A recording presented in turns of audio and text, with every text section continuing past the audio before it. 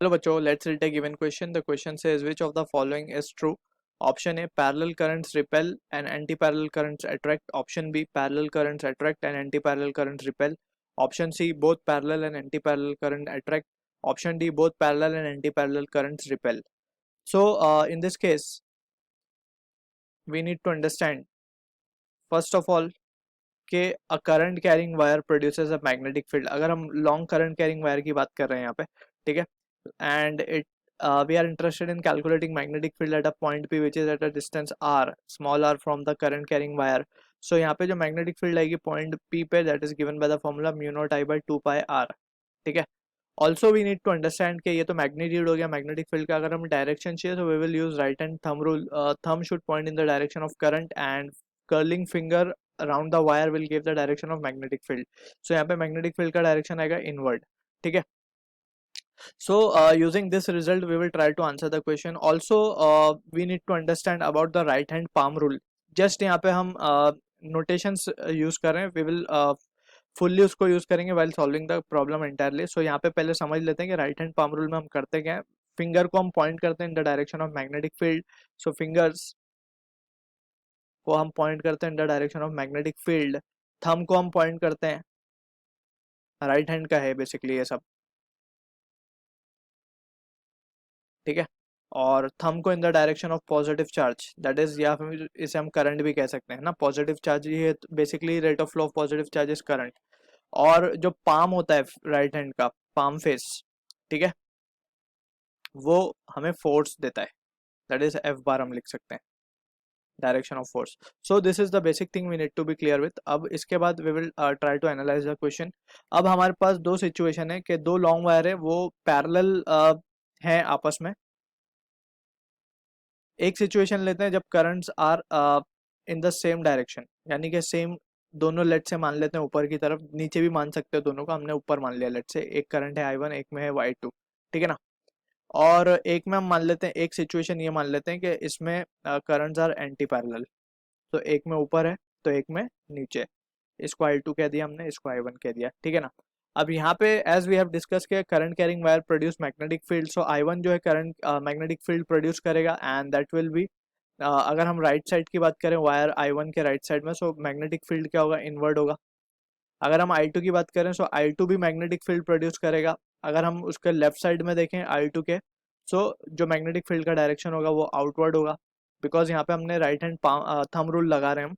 Right hand thumb rule जैसे हमने discuss किया कि thumb in the direction of current and curling finger will give the direction of magnetic field, ठीक है ना. सो यहाँ पे मैग्नेटिक फील्ड आउटवर्ड है, यहाँ पे इनवर्ड है.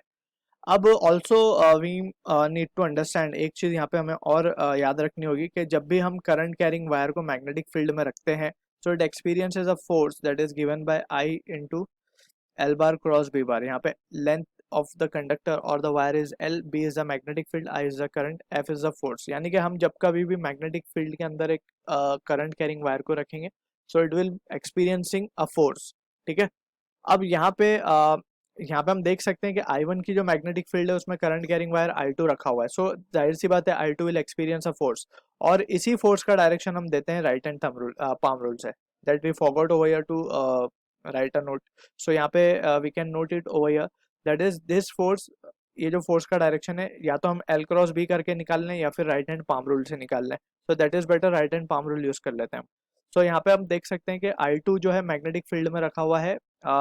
सो इसके ऊपर फोर्स लगेगा. फोर्स का डायरेक्शन कैसे निकालेंगे, finger in the direction of magnetic field यानी कि इनवर्ड रखेंगे, thumb in the direction of positive charge यानी कि ऊपर की तरफ. सो फोर्स जो आएगा इस तरफ आएगा. So this will be the force on wire 2 due to 1, ऐसा हम कह सकते हैं. सिमिलरली अगर हम I1 की बात करें, सो I1 में अगेन फिंगर पॉइंटिंग आउटवर्ड, क्योंकि मैग्नेटिक फील्ड यहाँ पे बाहर की तरफ आ रही है. So finger pointing outward, thumb in the direction of current, so force लगेगा. palm of face will be on the right side. So ये आएगा force on 1 due to 2. So अब हम देख सकते हैं ये दोनों में केस अट्रैक्टिव केस आ रहा है, ठीक है ना. और इनका जो मैग्नीट्यूड होता है, मैग्नीट्यूड का फॉर्मूला भी हम लिख देते हैं यहाँ पे, that is mu naught I1 I2 L upon 2 पाई, अगर D is the separation between the two wires, ठीक. So this is what the formula we need to remember. ये तो मैग्नीट्यूड होगा, we are not interested in magnitude now.